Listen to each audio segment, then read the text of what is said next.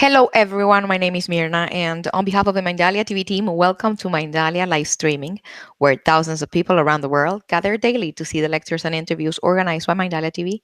Today, with us, Angel Ribo, CEO, consultant, TV host, international public speaker, and president of the Wisdom for Kids Foundation, is co-hosting with our dear Sonny Chayes. Sonny is not only the host of this show, but also the host of ABC Solutionary Sundays. She is a featured writer and chief strategist for Whole Lifetimes magazine, the longest running conscious life magazine in America. Sunny is also a producer, moderator, and a mythbuster. Before starting with them, we want to remind you that Mindalia's mission is to share information that can help raise the level of consciousness around the world. And you can help us by subscribing to our channel, leaving us a positive comment down this video, or sharing it with someone that you know that is going to benefit of the content that we're going to be talking here today. We also want you to collaborate with Mindalia with your own valuable content. And for that, you can go to our website. On the top, you're going to find a link that says Collaborate with Mindalia. That link is going to take you to a form that you can fill out for our technical team to be getting in contact with you. And remember that you can collaborate with Mindalia in English through Mindalia TV English, Spanish Mindalia Televisión, and in Portuguese through Mindalia Televisão. We want you to follow us, go to our different platforms, go to our Facebook pages, Instagram accounts. You help us reach as much people in the planet as possible. And with that, you also keep yourself updated with the wonderful information that we share on a daily basis. We're not going to be delaying this any further, and I'm going to leave you with Angel, with Sonny, and our very special guest today. Guys, welcome to Mindalia live streaming. The screen is yours. Thank you. Thank you very much, Mirna. Beautiful introduction, and welcome back. Sonny, how are you today? I'm doing great. Right here, we're getting ready for the Academy Awards, and that's always exciting, the big buzz here in LA. So it's very, very buzzy here in the Hollywood area. And I want to talk about love for a second. Because that is our month of love. That is our word, as we love to have a word. And as I wrote something in my phone that Michael Beckwith wrote, and spoke, and I wanted to say this because I think this is so cool. So you ready? Ready for Michael Beckwith and love? This is what Michael says. Many times what we learn about love is counterfeit.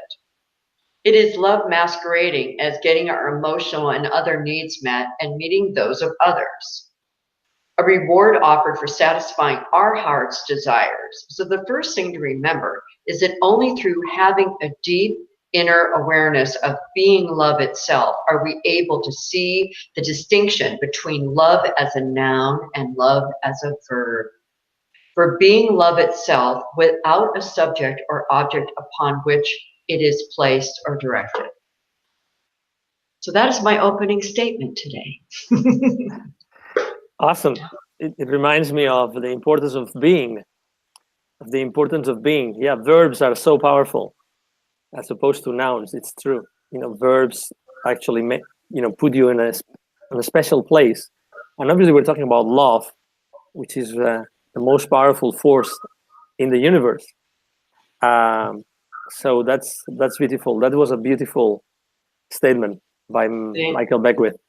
Yes, and I love that we on this show are so precious and careful with words, because they do mean so much, and in so many places we can overuse words, and they become not meaningful. And so I really appreciated how he made that distinction between just kind of our general feeling of love, or our general just chatting about love, and like Tom Shadyac says in his movie I Am, where he talks about love as not being sentimental or frivolous in that way, that it's serious science, it's serious activation, like you said earlier, the most powerful, whatever we want to, I don't even know what to call it. I mean, we could say power, but it's even more than that. It's indescribable. We probably don't even know what to call it yet in the world. What makes our mitochondria talk to our nucleus? What talks to our liver, to our spleen? I mean, we're still working on getting at the nitty gritty of all this. We may never in our lifetime, but to realize that it is a mystery. I think that's kind of where we are at this point. I think it's cool to take it out of the sentimentality and move it into the mystery. And also, when you we talk about Lynn McTaggart a lot in this show. It's one of our favorite authors and human beings in the world, and we talk about her, obviously, about the power of intention. You know, when she always says that when his power of 8 groups meet, they just put themselves and their intention in their hearts, and then they start kind of pumping out love into specific places, specific people, specific locations in the planet when she's conducting these worldwide experiments, intention experiments. And I think that's also a great mystery. That's a great mystery, that we are able to focus ourselves on our heart, and we can visualize what we are doing with that love. We can visualize the light going out of our heart and becoming that love in action. That love in action. Again, it sounds like it is definitely mysterious, because we don't see it. There's machines. It's actually devices that are able to, as you know, and we also talk. Yeah, we also talk about the hard math institute a lot here, because we definitely like what they do, and it's mysterious. Yes, and I'm thinking of a quote that another one of our favorite faves is Dr. Sue Morter, and in her new book, The Energy Codes, one of the quotes that I love in her book is, "Love is our true nature, not just a place to visit." I love that. I want a T-shirt of that because I just think it's so important to realize that that's sort of our way, our most powerful place to be. And yeah, let's not just visit there. Let's just rock it all the time. I want to, and by the way, guys, Dr. Sue's book is coming out in the next month. We're going to be having her on, and we've talked about her a little bit, but you can actually go to, drsuemorter.com/ and order the energy codes, and you can buy the book. You can buy 10 books. You can get into the whole, she's doing all these programs and things and happenings and gatherings and stuff like that. So really, really, I highly recommend it. It is my gift to you guys through her, because the whole thing rocks. And speaking of rocking, I'm in the mood to talk about our guest a little bit and bring him on in the next short bit. I was at an event last weekend at a beautiful, beautiful art gallery, and David Young had his art there. And, it's so cool for us to remember that at any time in our lives, in any way, shape, or form, we can just either start doing something really new and fresh, or we can really build on the things that we've been doing for a long time that we never really knew that was then going to take us someplace, some passion or some hobby or some just thing that we do that we never thought we'd make money from, let's say, that we can maybe rocket at some other, time. And David will tell us maybe briefly his story, but I know we don't have a lot of time, so it will be short. But he's a phenomenal musician. He's a beautiful, beautiful sacred painter. And to experience the paintings in real life is very different. I mean, this is his book, and you can see this incredible painting on the cover. And I looked through his art, and I really loved the paintings in the book and everything. But being in the center, being in the center of them and having them all on the walls all around was so, so powerful. And, I'm a big artist. I love art in every shape and form. So I'm so grateful to David that he's bringing this amazing art. And he's also a meditation guidance master. So without further ado, I think we should just bring him on, shall we? Absolutely. Hi, David Young. Welcome to Mindalia. Welcome to Mindalia TV, David. My pleasure. My pleasure to be here with you guys. When I paint, I usually paint after I do my meditation events, because I do these events that are called a portal between heaven and earth. And I've done 400 of these events in the last 4 years. When the events are over, I have all this energy, because I've just been in a 3-hour workshop where I'm teaching people how to connect to the heavenly dimension. And what I do when I get back after the event is over is I paint. So all that energy, that spiritual energy that was in my body and in my soul from teaching this meditation class and from playing these two flutes, that energy goes into the paintings. And I set up 8 of my paintings at this one gallery, and after we set up the paintings, the gallery owner, who had owned that gallery for 25 years, he laid down on the couch. I said, "What are you doing?" And he said, "I need to lay down because there's so much spiritual energy in these paintings. I just need to lay down." So powerful. Well, one thing that I know that we're going to want to do today, Angel, is, I'm a musician, as you guys know, and I know a lot of really cool musicians. And when I heard about David playing 2 flutes at the same time, I thought, well, that sounds kind of, odd. But what's so cool about it is what I love what you do, David, is that you literally do, it's like you do a bass line, and then you do, a melody, or you do sort of the chords, and then you do, the melody with the other hand, like you would on a piano, like one would hear on a piano. And then when the 2 notes come together, they really create a 3rd note. So it just like creates the chord, which I think is just stunning. I was in heaven at your concert, which turned out to be a concert. I don't know if you really planned it to be, but it really was so powerful. So, I'm wondering if we just kind of want to start out the show, even though we've been chatting for a little bit, with a little bit, or what I know, whatever you want to do. I don't want to, whatever you'd like. But Sonny, when you said it was odd, it's actually even because I played 2. 2 makes it even. Just saying. Point taken, David. So what happens is that when I play these 2 at one time, the 2 notes create a 3rd note. It's called a triharmonic tone. So check this out. This is 1 note. You can hear it's 1 note, and this is another note. But when I play it together, you're going to hear like zzz, like a lower note, right?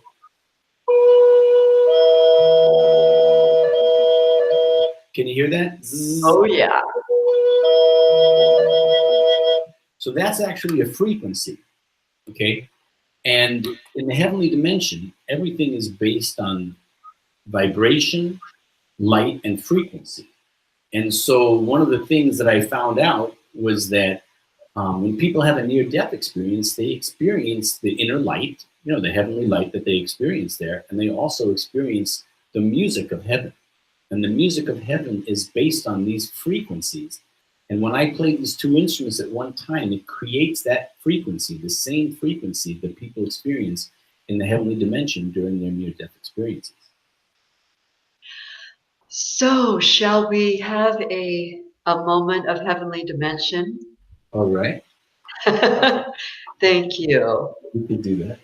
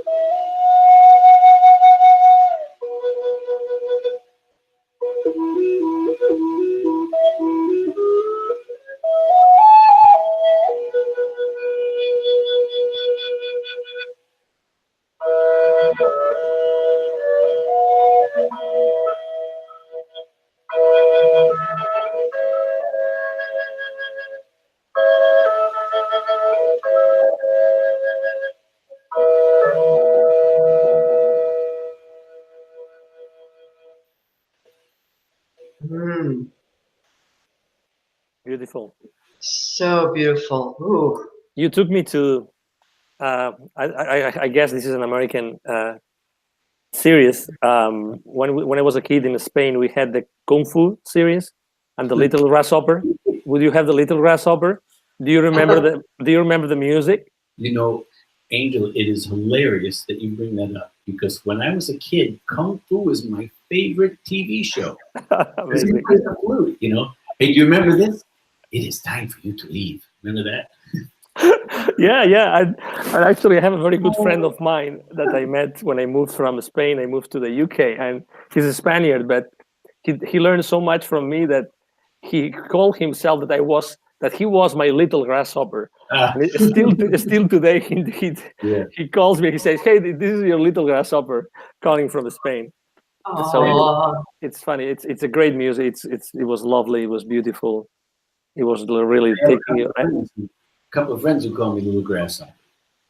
Look at that. well, David, when you do this music, many people out in our audience may be aware of the megahertz or the hertz of love, which I think is 524.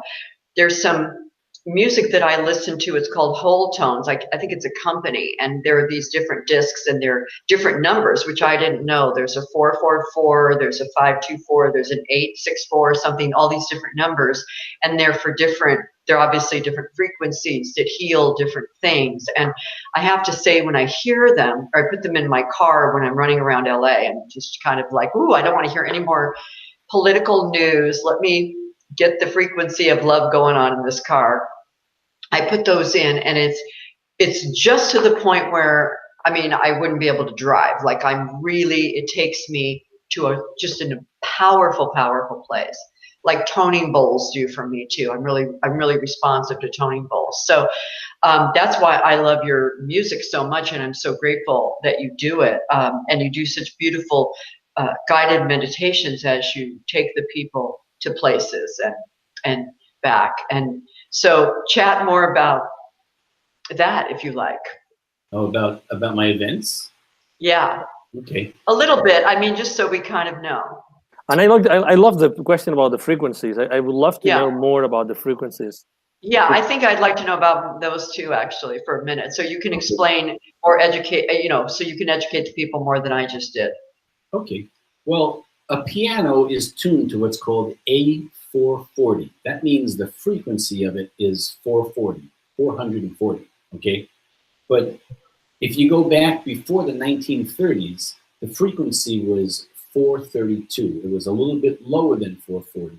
The reason why was because during World War II, they believed that music had a power, and they wanted to take some of the spiritual power out of music. And so 432, which is the frequency that our soul naturally resonates with, was changed from 432, our natural resonance, to 440. So this way it wouldn't have that natural resonance, and so music wouldn't have the same spiritual power that it had. Wow. So that it happened, the Nazis did it because they just wanted to, they didn't want music to have the same influence over people. But with these flutes, I can play them in 432, which is a little bit flat or under what is called the standard pitch now, which is 440. So I can play in 440 or 432. Well, so, and again, why, I guess what we'd like to also know is what the vibration or the megahertz does perhaps to our body. So for example, when you play something in 444 or I believe the frequency of love is 542 or 562, I'm forgetting, but so it apparently it actually is the frequency of love. Well, I guess just the natural resonance. I guess you would say that in the heavenly dimension, this is a good way to explain it. In the heavenly dimension, the music you hear in the heavenly dimension would be at A432. Okay, because that's the natural frequency that the sounds come through at. But in this physical dimension, you have a choice between playing 432, the same as the heavenly dimension, but most instruments are tuned to A440 because, after the 1940s, that's right. the change. So in other words, but it actually it connects with the vibration of the body, and it can activate us, it elevates us, it opens us up, all of the above? All the above, yeah. When I started doing my workshops in 2014, my events were called soul activation workshops, because people would come and I would teach about meditation and spirituality, and then I would play a meditation, and people would share when the meditation was over a half hour later that they felt like their soul was activated, like just brought up to a whole new awareness that they'd never had before. And I called the events that for about a year.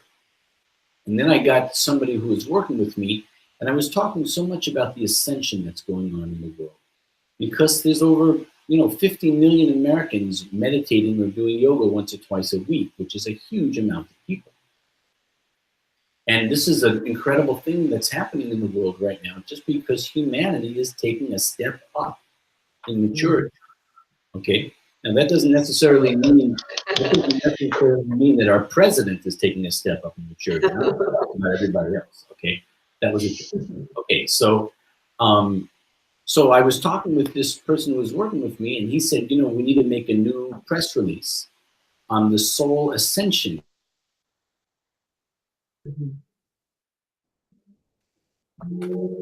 Uh-oh, I think David, go ahead. Yeah, you just locked for a minute, but.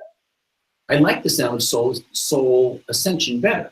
So tomorrow I'm going to send out, a release to all the people who are hosting my events saying that we're changing the name of the events from soul activation to soul ascension. Nice. Well, I had not sent out the email yet. And one of my friends who's very spiritual in New York sent me with the ascended masters and the archangels. And they told him to tell David he's supposed to change the name of the events from soul activation events to soul ascension events. And I had never sent him the email. Oh, that's so cool. I love it. You know what that's called? Normal. A few things. It's called normal. Yeah, I like that. That's when you're a spiritual person. That's what happens normally. So then after having the events called that for a year, then I changed the name of the events to A Portal Between Heaven and Earth. And at this point, I've done, as I said, 400 events in 4 years, and people have a chance to share their experiences or to ask questions about their experiences at my events after the meditation is over. And over 7,000 people who have come to my events have shared when the meditation was over that they had a conversation or spiritual travel with Buddha or Jesus, Moses, Krishna, Archangel Michael, Mother Mary, Kuan Yin, Mary Magdalene, Saint Germain, or one of their loved ones. 7,000 people, and that doesn't include all the people who had past life regressions while I was playing the flute, people who had healings, or people who saw the inner light. Beautiful. And speaking of Jesus, because you just showed Sunny the cover of the book, this amazing book with this incredible, drawing, painting in the cover, and that's a pretty, to start the conversation about the true story about, Jesus Christ and Maria Magdalena. Oh my God, that's like, it's a very deep title. I mean, it's a very, how did you dare? Let me ask you this: how did you dare to put that title? Because obviously that means that everybody is almost everybody doesn't know the true story. So what's the whole book is about that. Exactly. The title is because the book, I mean, he tells the whole story in the book. Yeah. David? Yeah, we're losing him from time to time. David, are you there? Oh, there we go. Okay. I'm right here. Yeah. I was doing these meditation events for about 6 months, and after 6 months, about 500 people had experiences with their mom or their grandmother or somebody who they loved that was in heaven now. Okay, so that became a normal part of my day because I heard 500 people share it. Then something really weird happened where 3 people at one event all saw Jesus standing in the same spot in the room. Now, I grew up in a Jewish family, so what do you do with information like that, So there was a famous channeler who I had been talking to who was explaining to me why all these people were having these experiences with their loved ones in heaven while I was playing the flute at my events. So he had been channeling different heavenly beings for me, so I asked him if he could channel Jesus for me because, I thought we should have a talk. 3 people see him standing in the same spot. All musicians are a little bit self-centered. And so from my thinking, if 3 people saw him standing in the same spot, then that means he must have seen me playing, and that would look really good on my resume. I mean, I know that sounds like a joke, but that's really what I was thinking, because so anyway, I called up Bob Murray, who was this channeler who was helping me to understand all this spiritual stuff. And I asked him if he could channel Jesus, and he said, well, I can't really guarantee it, but I can try. So after about a minute of silence on the phone, he said, okay, I've connected with Jesus. What do you want to ask him? My mind went blank. I couldn't think of anything to say. All I could think was how weird this is. I grew up in a Jewish family, and I'm having a conversation with Jesus. It just feels so strange, And he said, well, I can understand that. I grew up in a Jewish family also, which was funny, made me laugh, and it kind of made me relax a little bit, because when we laugh, we relax, So I said, can you tell me a little bit about yourself? Because I don't know what to believe about what I've heard about you, because I grew up Jewish. I also don't know what not to believe about what I've heard about you. So I was trying to cover my bases. So I said, can you tell me a little bit about yourself? What do you like? What don't you like? Because if you were talking to somebody from 2,000 years ago in history, we would just start a conversation, How do you start? Where do you begin? So the first thing he said was, I don't like pedestals. When people put others up on high pedestals, the only thing they get is a stiff neck from looking up. Then the second thing he said was, I don't like rituals. When people do rituals, they think they're getting closer to God. But a ritual is done mechanically over and over again so many times that it's not coming from love, and it's not coming from the person's heart. And the only way we really connect with God is through opening our heart through love. And then the third thing he said, I could barely believe that I heard him say this. He said, I did not create Christianity. Now, I want to say that all the magical things in our lives, these are orchestrated. We all have spiritual guides who are orchestrating and setting up these magical things in our lives. They don't happen by accident. And the way this was all orchestrated was that 2 weeks later, I shared with a friend of mine what I just shared with you about the things that Jesus told me, through that channel. And this friend of mine had just finished reading a book that was supposedly all channeled by Jesus to the writer of this book. And those exact words were in the book. Mm. And over the last 3.5 years since that happened, there have been 5 other people who, when I shared that at my workshops, 5 other people raised their hand and said, Jesus told me the exact same thing. That's so cool. I want to ask Angel something, because I know we're actually getting a little bit close to the end of the show, and I was really hoping we could have a little bit more music before we do whatever else we're going to do, because I know we only have a few minutes, if that's okay with you, David. Oops. I don't know if we froze him or what's happening. It happens, yeah. From Yeah. time to time. Mm-hmm. Yeah. Oh, there we go. You're back. You're live.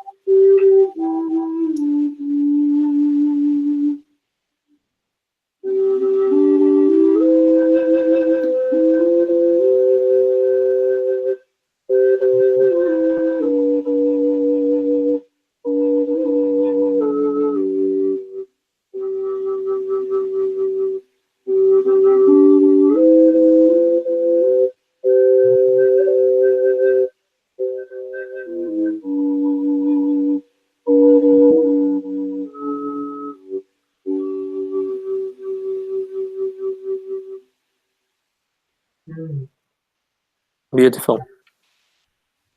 So beautiful. Oh my goodness.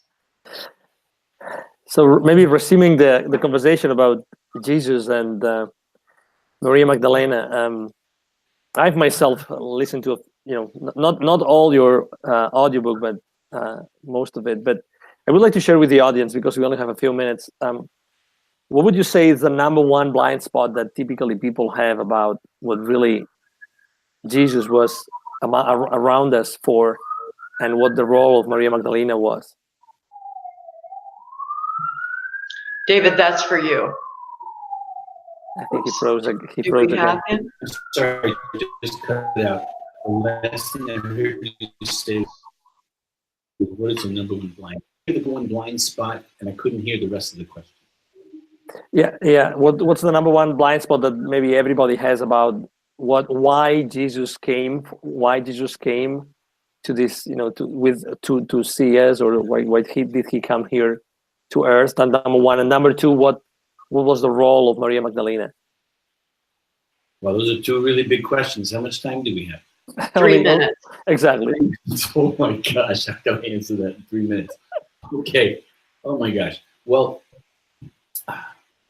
first of all, you have to understand that Jesus traveled a lot, and Israel was right next to Egypt. If you look at the map, it's right next to Egypt, and he traveled to Egypt because Egypt was a big spiritual center where people would study spirituality there.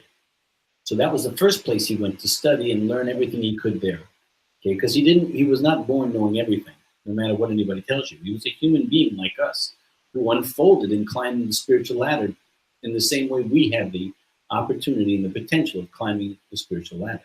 Okay, after Egypt, if you look at the map, he took the Red Sea south and he went over east to India, and he studied from the yogis and gurus in India. Okay, from there he went to Tibet and he studied at a Buddhist monastery in Tibet. And there's a movie called Jesus in India that's about a scientist who went to that monastery and got the documentation that Jesus was a student there 2,000 years ago. And he brought that documentation to the Vatican, but it was never seen again. Okay, so Jesus comes back and he's 30 years old, and it's like going back in time, because he had been studying spirituality in all these very spiritual places. And back in Israel, they were still in the past, living in the past.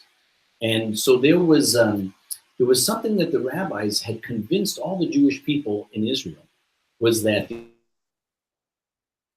God was of Solomon in Jerusalem. Okay, all over the world, he's learned meditation. He's learned that God is with you wherever you are. God is with you inside you. You can visit heaven inside you through meditation. And so one of the things he was saying is that because Nazareth and Magdala, where they lived, was 7 days walk through to get to Jerusalem. And that big trek to take for 7 days to walking through. Was to walk to Jerusalem to be with God, because God is wherever you are. You can connect with God, you can connect with heaven, and that's the core thing of what he was trying to say. And basically, it was really bad for business, and because the rabbis had all the hotels and the restaurants in Jerusalem connected, so that when people would pay to get into the Temple of Jerusalem, they would need a hotel to stay at because they would be coming for a few days, and it was a tremendous business that the rabbis had. So he was bad for business, saying that God is within you, that God is, everybody has access to God wherever you are, right? And so that's what the big problem was. So when he came back to Israel, Mother Mary introduced him to Mary Magdalene, because Mary Magdalene's mother had died young. Mary Magdalene came from the wealthiest family around. If you look in the Bible, Joseph of Arimathea, that was Mary Magdalene's father. He was a very wealthy man, and when her mother died, Mother Mary became like a second mom to Mary Magdalene. Okay, so Jesus comes back, Mother Mary introduces him to Mary Magdalene at a wedding. Obviously, Mother Mary knew what she was doing, introducing them at a wedding, right? So they hooked up right away, and one of the things that they found was that because Mary Magdalene had inherited this money when her mother died, she had money like very few people had money in that area. And one of the things she did with that money was she traveled with security protection to Egypt and studied at the same mystery schools where Jesus studied at a different time. And she also traveled to India and studied from the gurus and yogis in India, but at a different time as Jesus. So just imagine they're meeting in Israel, and they both realized they both studied in Egypt and they both studied in India. They had all this in common, and they were able to communicate telepathically. Okay, so to get right to the core of what everybody wants to know, or what really happened after the crucifixion, right? Now, how much time do I have left? We don't. We can't Yeah. get into the story after the Unfortunately, crucifixion. yeah. We'll have to bring One you thing- again. We'll have to bring you again, One David. thing I want to say, though, that I've studied, and also, David, I know if this is in your study, and we actually do have to go, but is that, you know, Jesus was a person. He was a very exalted person. Like you say, he did all the studies, and he had many processes and things that elevated his practical, his spiritual walk in this life. And the same with Mary Magdalene. And I understand that she ended up being, you know, perhaps a disciple. I mean, she was a major player in the spiritual scene. So, you know, so right, and she was his wife, exactly. So that's the cool thing. So again, like we like to do on this show, guys, we like to myth bust. That's a big myth bust right there. Well, everybody knows he was Jewish, but most people don't realize that he was a rabbi. And there's 5 mentions in the Bible where he's called a rabbi. And in order to become a rabbi, you first have to have a wife and children. Excellent. Well, exactly. I mean, this is a cliff-hanging end of the show today. That's the word I was thinking. Exactly. So whoever wants to know more, where can we find you online, David? Well, you can get the book, The True Story of Jesus and His Wife, Mary Magdalene, on Amazon. It's available as a paper book in English. Uh-oh, we're freezing again.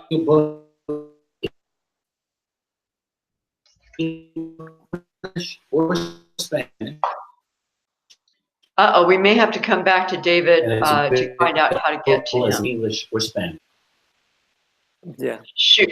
Okay. Yeah. Unfortunately, we have to go. So thank you very much, David. So, Sunny, where can we find you? You can find me at, as you know, ABC Solutionary Sundays on Sunday. You can see me in the Whole Life Times magazine as a feature writer, and with me next week. And really fast, David, what is your website again? Really fast. Youngmusic.com. DavidYoungMusic.com. Okay, I just want to get that in. Awesome. Well, so thank you, Sunny. Thank you very much, David. Great to know who you are and what you do, and these amazing things that you do. Incredible. So thank you so much for being with us today at Mindalia TV. My pleasure. Excellent. So this is Angel Ribo with Mindalia TV. Thank you very much for being with us today. I hope that you have enjoyed our conversation as much as we have. I'm sure that Sunny is pumped as I am, and for sure Mirna is as well. And I'm going to be your little grasshopper moving forward, David, so that you know. Okay. So thank you very much for being with us, and to everybody else, thank you for being with us, and hope to see you soon. Have a wonderful rest of the day. Bye-bye. Bye-bye.